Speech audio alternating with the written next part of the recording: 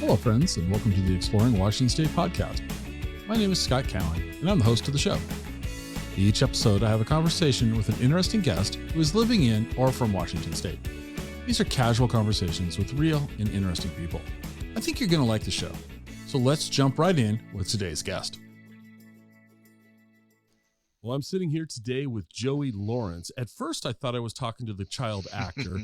Now I think I'm talking to Jerry Garcia, because Joey, you look a lot like Jerry Garcia, who is an icon in my life. So that's a compliment to you. That's not meant to be a slam.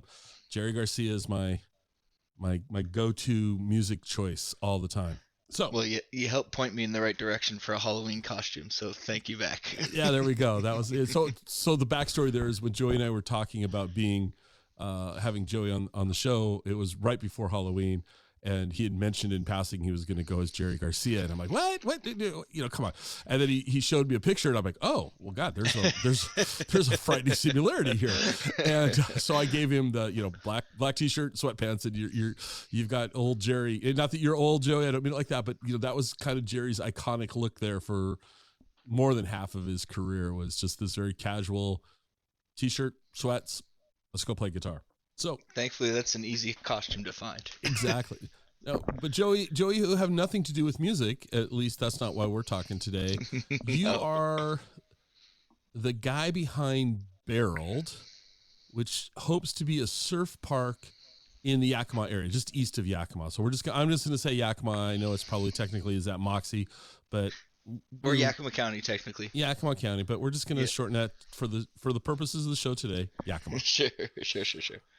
Now, I'm going to tee it up with just the softball question for you, because everyone's going to go, surf park, Yakima, what? But let's go with that. Why? First off, no, we're not going to go there. I'm going to back up. Stop. Sure. You went to the University of Washington. I saw that. Yes, sir. What brought you to Yakima? First of all, let's go there first. Okay. Well, I mean, I'll just start at the beginning because they all kind of rely on each other. So initially, I grew up just outside of Seattle in a town called Woodinville, Washington. It was there that my dad showed me a video of the endless summer. I think I was in like third grade, and I tell people, I don't know if it was the adventure or the surfing, but I fell in love with one of them or both. But Woodinville doesn't have much of a home break. And so I ended up turning my attention to a different sport, gymnastics of all sports. I ended up doing gymnastics for 22 years. I competed at the University of Washington and then chased a U.S. national team goal for a few years after. Unfortunately, that got cut short. The meet before the qualifying meet, I ruptured my bicep trying to do a strength move on the rings. And so it was time to retire. And that left me with the freedom to go travel and chase my endless summer. So I ended up moving to Australia and doing my working holiday visa for a year down there. It was there that I kind of realized that I could turn a hobby. My dad had introduced our whole family to scuba diving at a very early age. I could turn a hobby into a career path where it would give me the freedom to travel around the world. So I came back from Australia with a plan to go seek my dive instructor course. Broke. And I had one very, very unfortunate dive experience, which shook my confidence, but I wanted to try to push through it. So I came back to the States, and it was right then that one of my fraternity brothers at University of Washington and his family were getting Bailbreaker Brewing Company started. And so, yeah, they needed somebody to help with packaging and schlep kegs in the tap room. And I needed to raise some money so I could go out on my scuba adventure. So I headed over here. I believe that was March of 2014. Okay. And spent 9 months out here. I was getting all set to head to the Maldives to go get my scuba instructor license. I decided to go to the doctor and get a physical because I didn't know when I was going to be back in the U.S. And they poked around and they found a big old tumor inside of me. Um, and I have the nickname of the luckiest of the unlucky because when things go bad, they go pretty good for me. So the tumor, it took them a few months, but they figured out that it was benign. But obviously, I had to get it taken out. That set me back from going to the Maldives.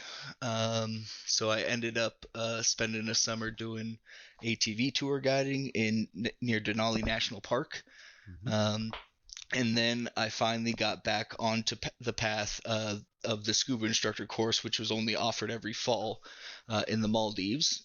And so I headed out there, and it was pretty quickly evident that that scuba diving accident plus the time out of the water left me pretty uncomfortable. I could get myself down, but I certainly didn't think I could be responsible for other people's well-being underwater.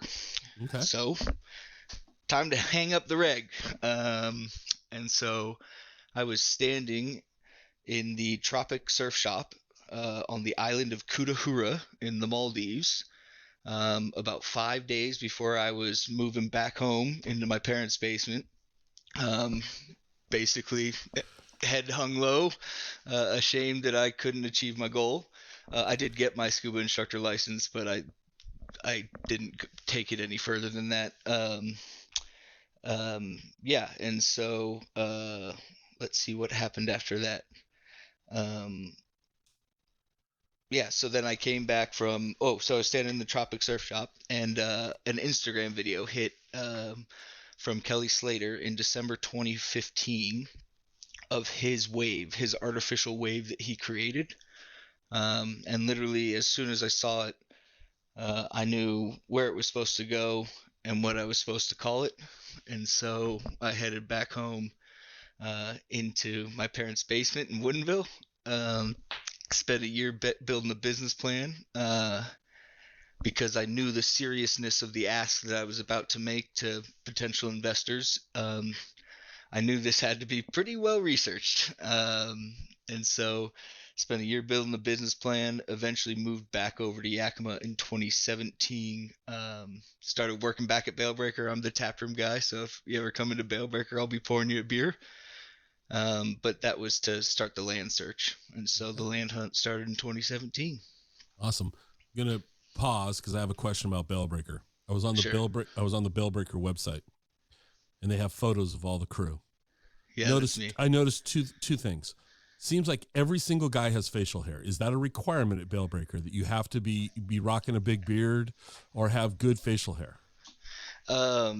To be honest, it's kind of a brewery it's kind of a brewery uniform is okay. thick rimmed glasses, a big beard. I don't have any tattoos, but oftentimes a sleeve tattoo. It's right. It's the look in the brewery world. Okay.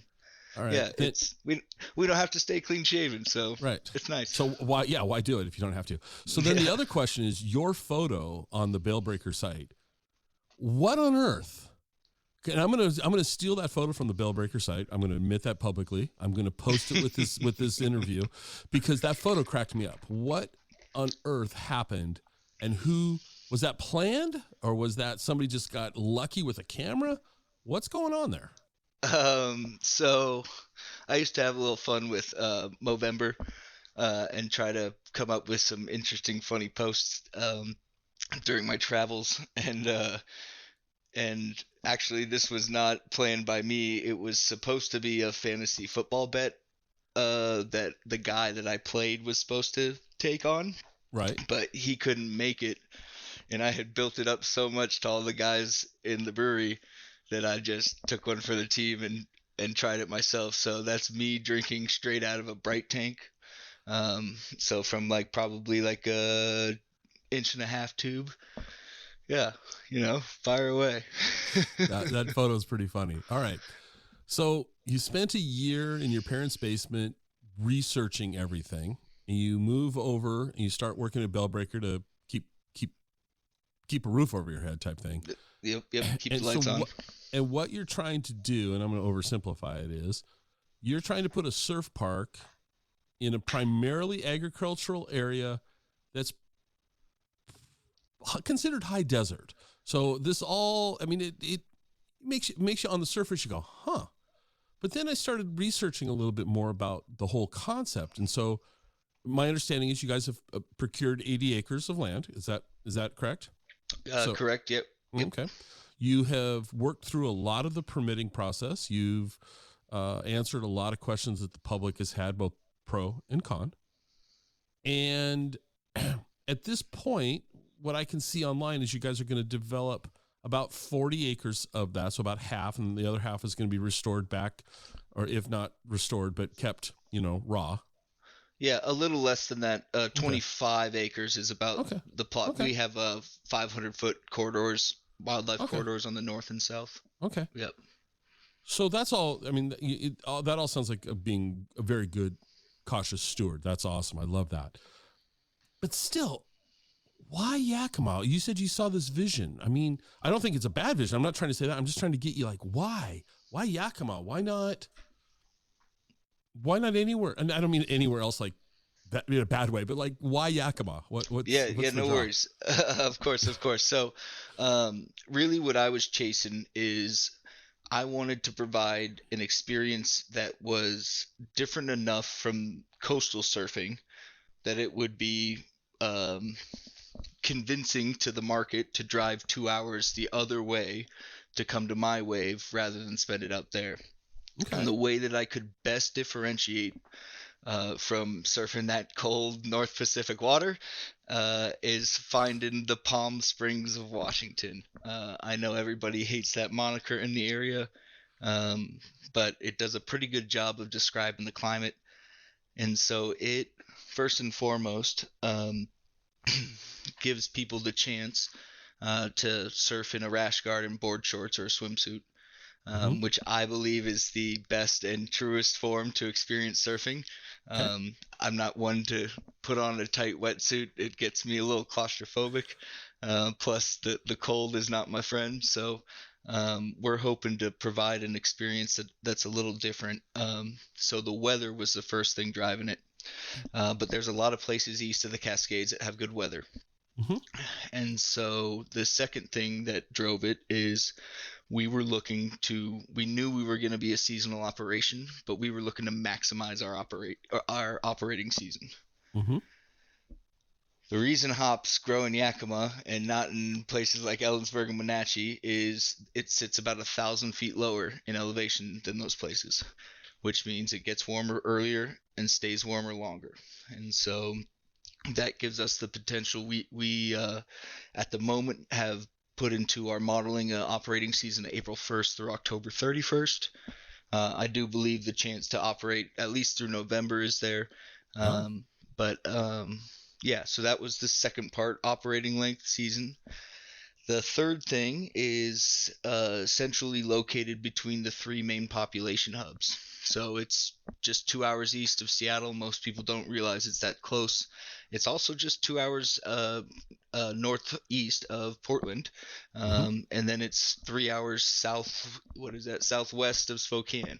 And so the three main population hubs in the Pacific Northwest are all within reach of Yakima for a day trip. I also think you're overlooking, or at least you left out, Tri-Cities has got a much larger population base than we probably think of.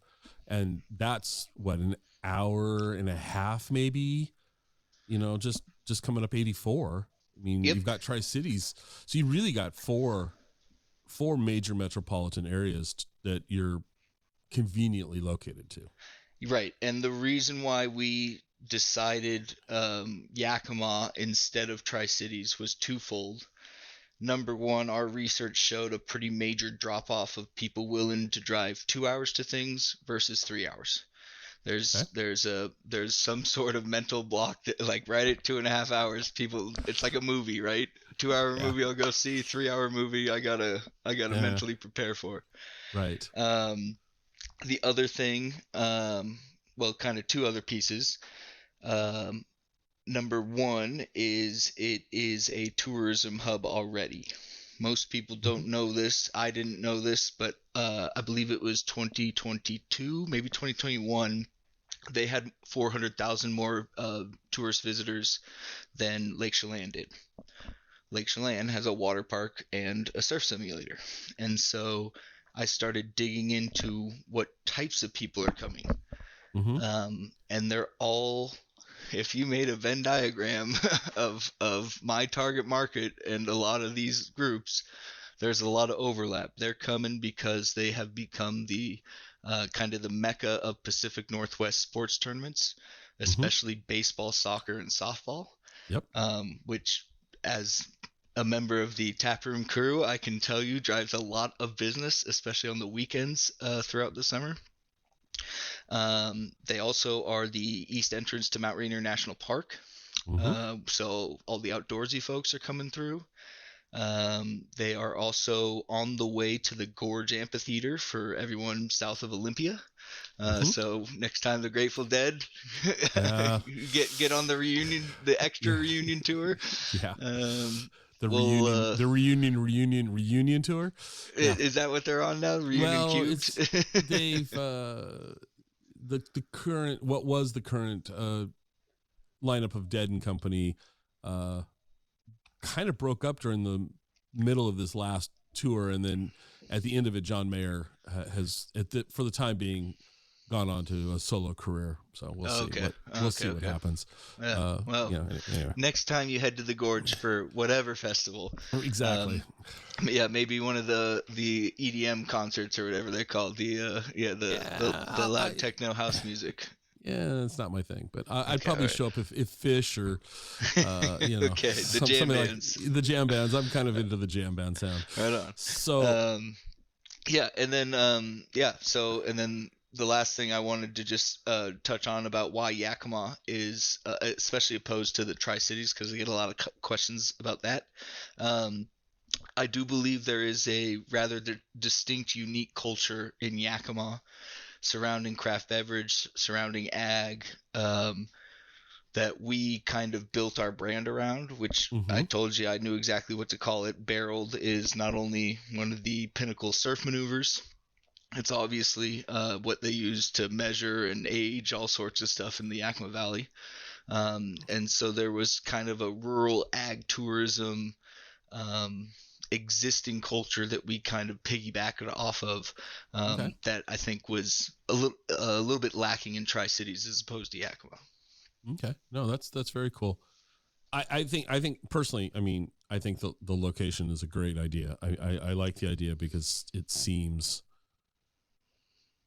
I think you need to be a little out. Like putting this in downtown Yakima or downtown anywhere would be a little. Well, A, it'd be probably a lot more expensive. B, I just think the idea of driving out to a destination, kind of like the Gorge, like when the Gorge opened, when you were a little kid or before you were born, they didn't have lights out in the parking lot. Yeah. I remember I went to I think I went to the first show at the Gorge, and you couldn't find your car. You're wandering around in a lumpy parking lot because it was in the field, and at least that's And nobody had the remote yeah, nobody had remotes back then. We didn't have cell phones back then. We had our lighters, and they were out of butane. And anyway, but the Gorge has evolved to this this iconic destination that people willingly travel to from across the tens of across the thousands, west. hundreds of thousands. Right. And then have you ever made the mistake of stopping in Ellensburg on the way home after a Gorge show? Every gas station's full. I mean, it's kind of the wave that hits. And I'm sure it goes Moses Lake. I've always gone west. I've never had to go east. Anyway, I think it's you're making this destination thing. I got a couple of questions. I mean, this is where I'll probably bounce around a little bit. So this may be throwing you off, and I'm not trying to, but this is the way my brain works. No problem. So how big is the pool, the wave pool? What's the projected size of this thing? Sure. So we have entered an early partnership with a Spanish company called Wave Garden, and we are looking to implement their Cove technology, which I tell people to think of basically as the shape of a baseball diamond. Okay. And it ends up being a 5.5 acre total area pool. So it's a pretty dang big pool. That's a big pool. Um, it's 6.6 million gallons. And so actually most of the pool is about in 3 feet or so of water. We Okay. need it to be really deep where we make the wave, but then it comes up onto an artificial, basically reef, Okay. and comes into shallow water pretty quickly. That then reforms into little ankle biters that people can learn on with all the foam boards. So kind of get double bang for your buck on the wave. Let's see. The rest of the property is, we are going to have overnight lodging. So we have 21 campsites that can have up to 4 tents. We've got 21 RV slots that have power but not water. Mm-hmm. And then we've got kind of what we've dubbed our deconstructed hotel. It's going to be a series of kind of cottages, all that corrugated metal that you see in most rural structures. Yep. But we'll have 10 1-bedroom, 10 2-bedroom, 3 3-bedrooms. And then there'll be our entrance building will be a surf barn, which is our merch shop and our surf shop. Our bar and restaurant will be modeled after a roadside fruit stand, kind of Whole Foods food court style with a hot station, cold station. It's, I think, the best way to keep the most variety, because we're hoping people come back over and over and over and over again. Right. And then our locker rooms and kind of auxiliary rooms for birthdays and corporate events and yoga classes. That'll be our tractor shed. So that's kind of, like I said, it all sits on about 25 acres in total. Okay. And then going back to the pool real quick, just to let you know, we can basically pump out up to a 7-foot barreling wave on demand. And then we are able to manipulate that wave to turn into a longboard Malibu style wave. It could become a steeper wave for the short boards. There's tons of variety in size and shape, which again will hopefully keep people coming back over and over again. So you mentioned that the majority of the pool is about 3 feet deep, but you said where the waves are created is deeper. How deep is that part of the pool? Like how deep-ish? Yeah, I'd say I actually don't know for a fact. Okay. I haven't gotten that far into the Okay. into the relationship with the Wave Garden team that they've shared detailed specs, just because, Okay. yeah, they're understandably trying to keep a pretty close Sure. But then yeah. you said something that I wasn't prepared for, and that is that you can change the wave style. So how is there now I've got a vision of a guy sitting up with a bunch of levers, and he's pulling levers to make the waves do certain things, but how often and how easy and you may not know the answer to this yet, but how easy is it to change that wave style? Can you do it? And I don't know that it makes sense to do it this way, but can you do 3 barrels and then do one different type of wave? Or is it more like you set it up for a while and then later in the day you maybe change it over to a different style of wave? So as far as I understand, it can change wave to wave. Oh, I wow. do think there is they've found that there is some issues when you have some of the smaller waves.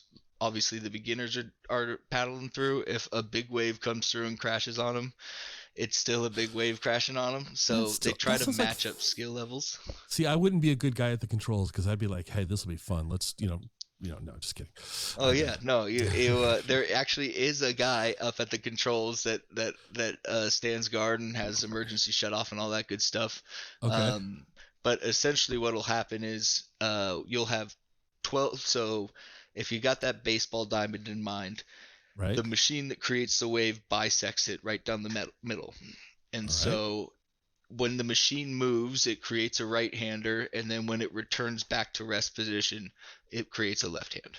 Oh, And wow. Okay. so, yeah, again, I haven't gotten much further than that, but that's okay. how far I understand it. They say that they can create up to 1,000 waves an hour, which is a wave every 7 seconds, which is kind of a ridiculous number in our estimation. So we even backed off of that for our financial modeling and went with a much more conservative 600 waves per hour. 600 waves an hour. Okay. Yeah, that's a wave every 15 seconds, Yeah. is what that works out to be. But the the last thing I'll say about kind of the variety of is I do believe that the bigger waves will have more of an effect on the pool kind of stabilization rate. It Mm-hmm. doesn't settle as quickly, obviously, when you create bigger waves, which can affect the waves that are coming after it. Right. And so, um, yeah, usually, again, my guess is that usually they would have kind of a premium section where the guys are having barrels and they'd space them out just a little bit more, Mhm. just because the guys are going to get rolled under there and need a bit more time to recover. Right. Um, but yeah, Okay. that's yeah. And then temperature, will this be heated? Is this going to be just ambient temperature? What's that going to look like? Yeah, so we have not yet explored geothermal, so it comes with that caveat. But the only one of these pools that managed to get heated is the one in South Korea. Okay. And I heard through the grapevine that it costs an extra somewhere between seven and $10 million in infrastructure, and they had to be located right next to a garbage incinerator. And so we were not wanting to be located next to a garbage incinerator. I don't know Um, why. yeah. Don't No, know the why. pristine natural environment. Yeah. Yeah. Here's your garbage burning. And so, uh, it's going to be ambient temperature. We're expecting, especially on the shoulder seasons, that you're going to need basically the same wetsuit that you need out on the Pacific. Right. But over time, in the hot sun, we're hoping late July, August, early September, the water will stay warm enough that you can um, at least wear maybe a shorty up top, but hopefully Mm-hmm. just a rash guard is what we're hoping.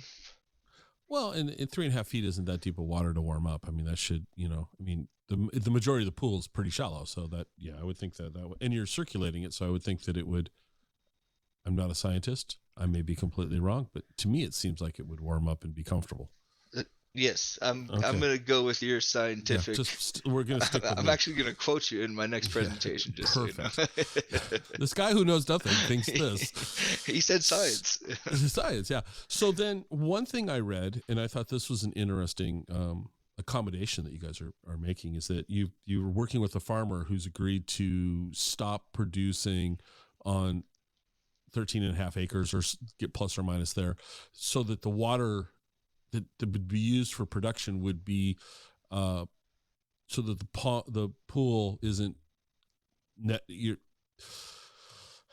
Words can be so hard for a guy who talks. Net zero. Net zero. Thank Coming you. out. Yeah, Yep. yeah. Easy. That's very cool that you're doing that, and that the guy is willing to work with you. It's a great trade off, a great way of managing, in my opinion, great way of managing the resources. So one question I had was, you said this is a seasonal park, so we'll say April to November. What happens to the water? What do you guys do with the pool during the off season? Do you have to drain it, or how do you envision the off season looking? Yeah, so we don't have to drain it. So it works basically just like if you have a pool at your house. Um, we'll essentially shut it down for the winter, winterize everything. Mm-hmm. All the pipes that are small enough to burst will winterize, and then Right. to keep the pool in decent shape from freezing over, they actually have one of these built in the Alps in Switzerland. Mm-hmm. They have found that as long as they create like these little microwaves, like just a couple inches tall, it keeps the ice from freezing, or it keeps the Oh, water from freezing, is what I should say. interesting. Okay. Yeah, and so no, we are not expecting to have to empty the pool, even though we have the annual allotment. Actually, Mm-hmm. the only reason that we can foresee that we'd need to empty the pool is to use the water to stay within ecology's 5-year use it or lose it loss. Right. And so, um, Yeah, other than that, it's basically a closed loop system. We'll have to top off for pan evaporation, obviously, Of course. which is a decent amount of water being such a large surface area. But as you said, we have that compensated coming out of a water right that it was existing where we took it from. So there's Mm-hmm. no, like you said, new water coming out of the ground, which is very important in the Yakima Valley. Yep. Um, yeah, huge lawsuits are still pending over water rights. But yeah, no, we wanted to be pretty water wise, and actually, that's even people get a little scared because in our proposal we propose digging another well, but we propose that actually to take pressure off of the aquifer Mm-hmm. because our domestic use doesn't have the same need as for a 650 gallon per minute pump. We Right. just need less than a 100 gallon per minute pump. And so we are willing to incur the additional cost to put another well in the ground to make sure that we have a lesser effect for our domestic use has a lesser effect on the aquifer than it would if we had to flip on the 650 gallon pump every time. Okay.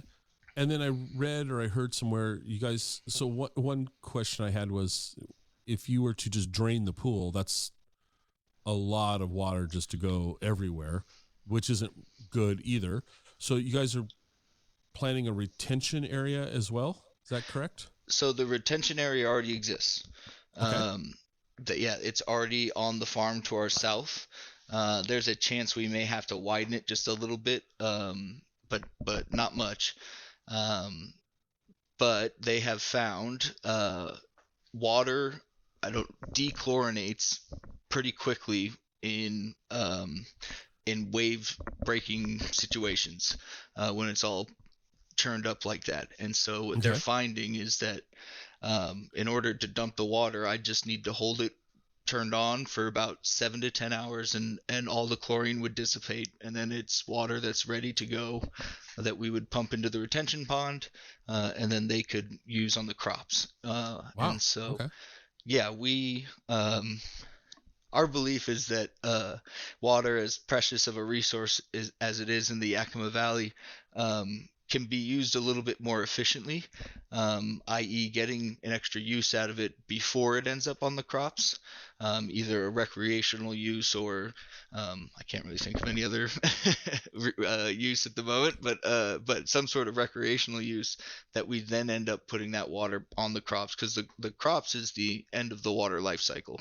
You can't Mm-hmm. use the water on anything else after that. Right. So let's try to get a revenue generator out of it before it goes to the end of life cycle. Okay. Another thing I was reading was that there has been some public concern about traffic.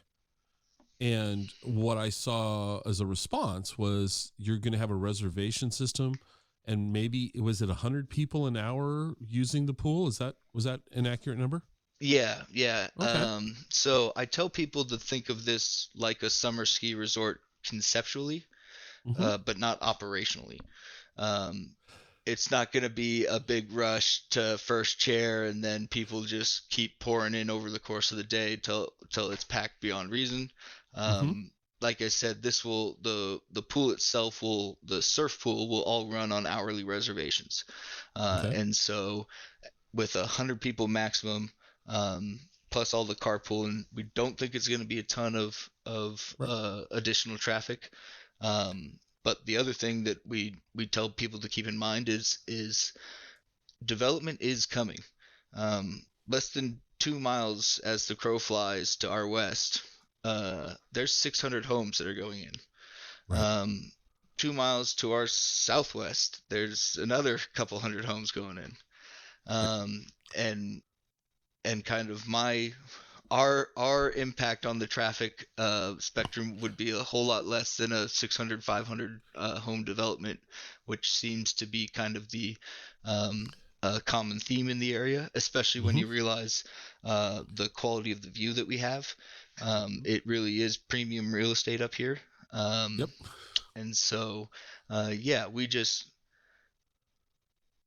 we kind of like to think of it like Yakima built the Yakima Country Club in East Valley, and some of the neighbors weren't that excited about it. But look how much of a positive influence the Yakima Country Club has been on East Valley. Mm-hmm. Um, we're trying to put in the next generation golf course. It's a surf park, Mm-hmm. and so yeah, we're hoping that people can see that we're willing to invest money in a project that really lifts the entire area, Yeah. both economically, from a real estate standpoint, and so yeah, what we tell people is all change is scary, but not all change is bad. Right. And we think we've demonstrated through our research, through others' research, um, that we are bringing a net positive. There are Right. some things that are going to change traffic. There are going to be more Sure. cars. Um, and so, yeah, a little bit more noise, but we have a 40-acre barrier in between the that secondary 40-acre parcel that we have for habitat offset actually sits Mm-hmm. between us and our neighbors. Okay. So the closest the pool will get to our property line is a quarter mile. The next closest house is a half a mile. Mm-hmm. So we're not putting in. We don't have plans to put artificial lights in. We want to qualify for a dark skies qualification. Um, What is that? Let me interrupt you because that was in my notes to ask you, and so you brought it up. What is what is dark sky? What does that so mean? it's an accreditation. They mostly do municipalities, I think, but they Okay. will do individual projects. And it's essentially that you have been smart about your lighting choices, and your Mm-hmm. lighting choices are causing the least amount of light pollution possible. Okay. Because again, I'm from a suburb. You got to see a star or two over on the west side. But over here, I actually bought a house in the area because I believe in what I say about traffic and water. Out here, you get to see some pretty good stars, and Yes, you do. and we want our patrons and guests to the chance to see them. That's awesome. Walk me through what you envision. I okay. I'm going to paint a scenario that's completely fake because I'm about to say I'm going to go surfing, and that's just isn't. It's just not going to happen. But I show up at Barreled. I've got a reservation for say 11 a.m. for an hour. How many waves? Walk me through how. It's like when you go to a ski resort. You buy your lift ticket. How many runs you can go on is kind of dependent on how good of a skier you are and how busy the chairs are and all of that. But walk me through what you envision a typical experience is going to be like. Yeah, so not to dodge the question, but it really does depend on your experience level. If you are an experienced surfer, what Let's go will with that. Let's go okay, with that. yeah, and then we can jump into the beginners. Right. Let's go with the Basic, experience. yeah, experienced. You'll show up. You'll change into your wetsuit. You'll do your warm up on the shore at probably show up at 10:30. Do your warm up 10:45 in the pool, Mhm. right at 11. Um, you will either be on right hand or left hand. You will have to choose your session just because there's a big machine in between. That doesn't make it very easy to. You can't duck Okay. dive under that one. No, uh, probably not. Probably yeah, not. and so yeah, so you will pick left or right, and I tell people you will be with about 10 people, 10 to 12 Okay. people, and I tell people you will have 12 opportunities to catch waves, because it's obviously on you to paddle in and catch the wave, which is what makes this technology so magical. Is how similar how close the simulation is to ocean surfing, having to actual paddle in and catch the wave. Mm-hmm. So you'll get 12 chances at that within your hour. Uh, if you are familiar with surfing, you will know that you could spend 5 hours, 6 hours out in the break and catch 12 waves. Mm-hmm. So we are compacting your surf day into a surf hour, Okay. but that means your paddle muscles are Mm-hmm. getting a whole surf day's workout. in a In the surf hour. compressed amount of time. Yeah. Yeah, Okay. Yeah. and so yes, the even some of the most experienced surfers will gas out after an hour. I have seen a situation where there was like he was a superhuman. He did 5 sessions in one day, which I don't know how you do that. I tried to do one Okay. session and I ended up on all fours throwing up on the side of the pool in Doggerog, Wales. It was not my proudest moment. Not your proudest moment. All right. No, All right. no. Like, wow, Joey, you are not in shape. Check. Uh, yeah, and so yeah, so that's basically for the people familiar with surfing. For a beginner that has no idea Yeah. what they're doing, generally speaking, we will allow you to rent a board and go play in the white water if you want. However, it will come highly recommended to sign up for one of our classes. It'll be a 2-hour class for $100. You'll spend an hour outside, the first hour outside of the pool, learning the basics, both about technique and etiquette. Mm-hmm. And then we'll spend an hour in the pool, pushing you into waves, getting you to paddle into your own waves, and Okay. hopefully getting you comfortable enough that you can make the jump up to the premium wave eventually. Okay. That's pretty cool. I mean, I didn't think about this in the sense that an hour would gas somebody, because an hour doesn't sound like it's that long of a time. It's an hour. I mean, come on. Oh, but if I get a chance for a wave every 12 minutes, and I got to work, it's not like it's just, yeah, okay. Well, I can see and this. all I'm saying is your audience, just think about how long you can stand versus how long you can stand on your hands. Yeah. And that's, Okay. instead of using your legs in skiing, you are now using your shoulders basically. And Okay. so, yeah, way smaller muscles. I promise you, they get tired out pretty quick, even the best of Yeah. us. So in projections, and I know we're just, things are subject to change and reality is different than what our conversation is here today and all that. But how many people do you think this park will employ when it's firing on all waves? Aha. Yeah, yeah. We'll have cylinders. I think the machine has cylinders. I don't know, Yeah. probably. Yeah. Yeah, it's going to be a pretty major operation. We're looking at putting 8 year-round jobs into the mix, and then 90 plus um, seasonal jobs. That's awesome. Okay. And actually, one of the things that we have a unique opportunity at is we are in the heart of ski country.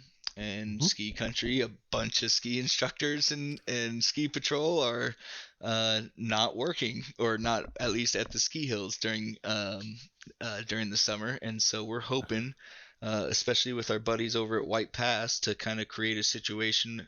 Having been a travel bum, I know eventually you get tired and want to set some roots down, but don't Right. want to give up what you're doing. And so there's the opportunity to be a ski instructor at White Pass during the winter, and be a surf instructor at Barrel Surf Park during the summer, and buy a house in Yakima and raise a family. And yeah, it That's provides solid. some unique opportunities. All right. Now this might be the hardest question. Sure. Okay, you ready? This Yeah, might be the yeah. hardest question. So based on what so this is a podcast. People can't see what I'm looking at, but I don't see a stack of money behind you. Sorry, I just don't see it. I'm constantly double checking throughout the day just to be safe. Yeah. Where are you at in the process now of you've kind of gotten through a bunch of the regulatory hurdles, right? And now are you fully enmeshed in fundraising, and or where are you at in the process now?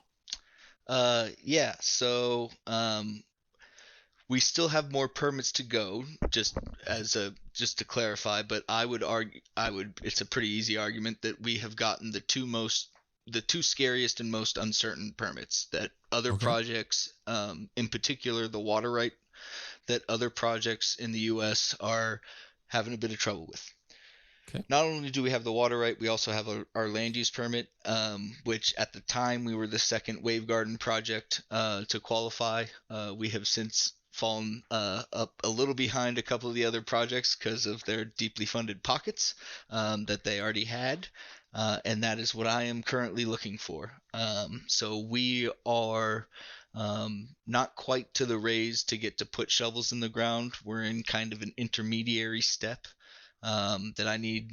I'm guessing somewhere in the $5-ish million range to raise, which seems like a hell of a lot of money, especially when you realize that I am still driving my 1996 Toyota Tacoma from high school. So you better believe I'm playing the Powerball every time I get gas. But yeah, so that leaves us looking for some money in case the Powerball plan doesn't work out. Yeah. And so Good that you have a backup. yeah, you gotta have a backup plan. That's what Mega Millions is for, the backup. Right. Oh, okay. Perfect. Yeah, and so really, honestly, at this point, the only thing that is slowing me down is money. It actually it's kind of a twofold double whammy. Not only are interest rates going way up, which makes it way hard to convince somebody to pull money out of a treasury bond that's going to pay them 8%. And the other piece is locally, the hop market is on a little bit of a downswing. So finding some of the local heavy hitters that had previously invested, like in the local ski resort, some of the other golf courses in town, they're all kind of just tightening up just because they can see what's on the horizon, I believe. Mm-hmm. And then it's a crazy idea. I tell people it's just crazy enough to work. Sometimes that gets me into doors that I shouldn't have gotten into, and sometimes it gets a lot of doors closed a lot quicker than they would otherwise. And so yeah, I am pounding pavement every day. I am searching, looking for somebody that believes in the potential for one of these in the region, which is obviously going to be a unique individual that not only has some sort of regional connection to the Pacific Northwest, because otherwise there's surf parks being built everywhere. So I'm looking for a guy that has some sort of regional connection with the Northwest, that also understands the economic driver that surfing can be, and that it is very similar to the ski and snowboard market. Like I said, that summer ski hill, where people are willing to travel, like from all over the world. I went to one in Wales. People go to these things all over the world. And so, yeah, I guess I'm searching for a needle in a haystack, but I'm searching. Awesome. Well, let me ask you a couple of questions. When you're not searching for the needle in the haystack, when you're not working on the business plan, when you're not looking in becoming immersed in all things land use and water and all those things, what do you like to do for fun and excitement when you're not chasing this dream? I mean, if I am being honest, this is it. Okay. This That's takes fine. up I mean, I'm a bartender, and this takes up a majority of my discretionary income. So yeah, what I like to do for fun though, I mean, literally, this thing is, I eat, breathe, sleep, live surf park, because it is a one-man show. So Right. yeah, nobody else is gonna read the growth management plans or the water law or anything like that. So um, yeah, I guess I draw the short straw every time when it's a company of one. Um, Okay. but Are you a outside, skier? Do you go skiing? Are you a skier at all? no. So No. I don't blame you.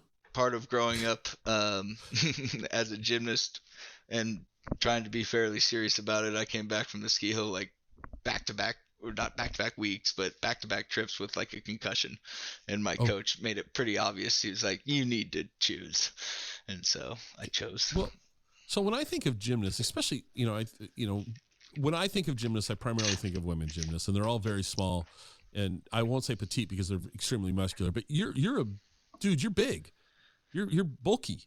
Uh, yeah, I And have, yeah, yeah, yeah, yeah. Well, I'm not as disciplined as I once was, that's for no, sure. I don't mean big like Uh, dumpy big. I yeah, mean like you're a muscular. You're sitting there and you look more like a linebacker than a gymnast. yeah, So yeah. Go ahead. Sorry. so what got you into gymnastics and you were on the gymnastics team at UW. So what was your specialty? Um, so what got me into gymnastics was actually I was tiny my entire life. I was the smallest kid. Going into ninth grade, there was another guy named Stu Jenkins. I think he was 5'1" and I was 5 foot going into freshman year Wow. of yeah, oh yeah, we were tiny, tiny, tiny little things. Oh. Well, how tall are you now? 5'10". Yeah. Okay, so you really shot up. Okay, but you're okay. Yeah, I grew 5 foot. like 8 inches in my junior year. I grew 4 inches, and then Wow. senior year another four. It was hard. It Okay. was hard doing gymnastics then. Yeah. Um, Yeah. but yeah, no, I was supposed to be a small little dude my whole life, and then I hit the growth spurt late. My parents aren't very big. Um, yeah, but yeah, I have ripped down my fair share of equipment, no doubt. It Yeah. it it is good for the ego walking into a gym where you're one of maybe three people as big as you. It's great, and then you like walk back out into normal society, and you're like, oh, all right. But those guys smoked me on every event. But yeah, it was like I said, I wasn't supposed to be this big, but I will say I am. If any of those guys that you see on TV in the Olympics were 5'10", they would Hmm. be this wide. Right. Yeah, I mean, um, yeah, just because they are so compact and tiny, they don't look very big. But man, if they were, they're Yeah. yeah, their strength to weight, I'd take it over anybody's pretty much. So what was your favorite? You mentioned you tore a bicep on the rings, but what was your favorite? Um, I don't know enough about gymnastics to really speak intelligently here, so please bail me out. Yeah, no problem. But There's what? six guys events. We got floor, Okay. pommel horse, rings, vault, parallel bars, and high bar. Okay. Um, I would say my two favorites were probably parallel bars and high bar. I like to go flying. I like the release moves and big dismounts and all that good stuff. It was I tell people I've been chasing that high for 11 years now. So Wow. Okay. since I retired, and so yeah, yeah, I did. One of the reasons why I decided to stay at UW, it was just a collegiate program. It wasn't NCAA funded. There's only about 15 men's gymnastics Yeah. programs left in the country. Okay. Um, yeah, actually, at one point I was considering going to Michigan and walking onto the team there, and I it took me a while to realize this. My mom took me to visit in February and the middle of June, like the two worst times to go to Michigan, I guess, and that was all That was enough. strategic. Okay. That was Gotcha. also I would stay close to home. Good, Okay. All good right. one, mom. Good Good. one. Yeah, Yeah. Well yeah, played, mom. Well played. yeah, yeah. All right. Yeah. No, it's and when people ask me how or why'd you think of the surf park, I I do have to credit gymnastics with testing your realm of what you think is possible. Uh huh. I tell everybody it seems impossible until somebody shows up in the gym and does it and then gets to put his name on it. I Right. actually, one of my teammates um, at UW was the first in the world to do a skill, and so yeah, I have literally seen the impossible done. What All everybody right. thought could never have be done, I've seen done. And so when somebody tells me, "Oh, that's impossible," it's like, well, watch it happen. Exactly. Well, it was it when Roger Bannister broke the mile record. Nobody had done it. Nobody had done it. He did it, and then all of a sudden, Everybody everybody could do it. started doing Yeah. it. Yeah, Oh yeah. everyone could do it. Yeah. All right. So here's some questions I ask every guest. Sure. You ready? Yep. Awesome. So I'm a big coffee fan. Where's a great place in the Yakima area for me to get coffee? I actually don't drink much coffee. I know, I do but drink you're gonna help me some out. You're gonna help me out here. on emergencies. So let's see. I go to CNS Coffee House. I think they are great. They've got a Okay. couple of places around town. Yep. Yeah, coffee and sandwiches. Okay. Um, and then I'm That'll work. blanking on the name of another one up by my house. Yeah, like I said, I am a That's creature of okay. habit. So once I find a Mm-hmm. place, I do. You go. All I right. follow that routine. So the second part of me showing up in the Yakima area is I'm looking for lunch. Where's a great place for lunch? Uh, depends on what you're looking for. No, you get to tell me. You're going to tell me where's a great place for lunch. It doesn't matter if I like what you're going to suggest or not. I want to hear what you think is a great place for lunch. So especially you got to go to the Union Gap one, not the one in West Valley. It's also great, but you don't get the full sense of the place. But if you ever heard of Los Hernandez tamales and their Yeah. asparagus tamales they do them, I think like early in the like May, I think is when they do the asparagus tamales. Um, but yeah, my dad loves tamales, so for some reason, I guess it's a little hereditary. Hereditary. Okay. I'm going to put you on the spot. What's the best beer at Bale Breaker? Oh. For you. What's your like if you're going to sit down, I'm going to show up at Bale Breaker, we're going to have a beer together. What are you going to order? So my favorite beer of all time, which isn't on all the time, is probably the Raging Ditch Blonde. Okay. But I'll tell you what, they have this Friends series that they do, and they just did a fresh hop collaboration with Russian River, and that Mm-hmm. was easily my favorite fresh hop I've ever had. If you can find it, Okay. it's hard to find now. Okay. But yeah, All right. Last question. sure. Got to answer it, and you got to explain why. So you got to give me an answer and then give me your reasoning. Okay. Sure. Super serious here. Ready? Cake or pie, and Uh, why? Cake, easy.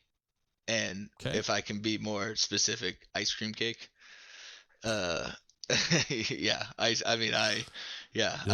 That's the okay. Yeah, that's the ice cream cake is the way to my heart. Mint chocolate chip ice cream cake is Mint chocolate chip ice cream cake. Okay. oh yeah. So funny this question. Some people freak out, can't answer it because it's like left hand or right hand. I don't know which one I have to cut off or whatever. Some people it's super easy. It's always just kind of fun to watch the reaction of the guests when they go. Oh, I was watching Good Morning Football this morning, and one of the guests or one of the hosts was like, "Oh, I'm surprised you had a take on that." He's like, and the guy responded with, "I wake up with takes. I've got takes on everything. That's a solid response. Yeah, I got takes. Yeah. You won't Awesome. catch me on the fence too often, but sometimes." Awesome. Well, Joey, I really appreciate you taking the time. I'm really excited to keep an eye on Barreled. I think it's a great idea. I think it's quirky in the sense like you're going to put a surf park in the high desert, which I think is cool. I love the research that you've done in the sense that you've identified it kind of as the off-season ski park, if you will. And so the fact that your labor pool might be able to come from White Pass as well, that seems super smart. I just think you're able to articulate a really clear vision for this. And I think the region would benefit from it. So I hope that you have continued success. Oh man, thank you very much. Thank you for sharing the platform. I'll just give a shameless plug. If you know, Oh, yeah. if you know any rich guys or gals that love surfing, send me an email at joey@surfbarreled.com, or you can find us on the socials at surfbarreled. And I'm the only guy that responds to that stuff, so I will be sure to see it. Awesome. Joey, thanks so much. Thank you, Scott. Really appreciate it. Hope you enjoyed the show. You can reach me on Twitter at ExploreWaState. I'd love to hear your comments. You can also visit our website at explorewashingtonstate.com. If you know anyone who would like the show, it'd be amazing if you'd share the show with them. This is the biggest way that we grow this show. Good old word of mouth.